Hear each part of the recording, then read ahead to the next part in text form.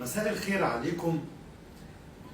الحقيقة جاي أتكلم النهاردة عن المصريين بالخارج، وأحب أقول لكم إن تيسيرا من الدولة وضعت بعض الخدمات المهمة والمستحدثة لكل مصري متواجد في الخارج علشان يقدر ينفذ أو يستخرج بعض الأوراق المهمة بدون ما ينزل مصر أو يعمل توكيل لحد. ايه هي الخدمات دي؟ اولا تقدر ترخص سيارتك عن بعد، وتقدر انك توقع توقيعا الكترونيا لكل امورك او اوراقك الشخصية المهمة اللي حضرتك محتاجها برضو عن بعد.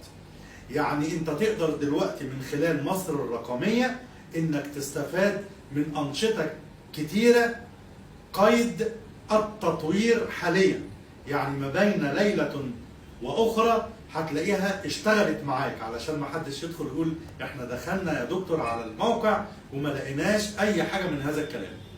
هذا الكلام اصبح موجود بالفعل، ولكن قيد التطوير خلال ايام سوف يتم العمل به ان شاء الله.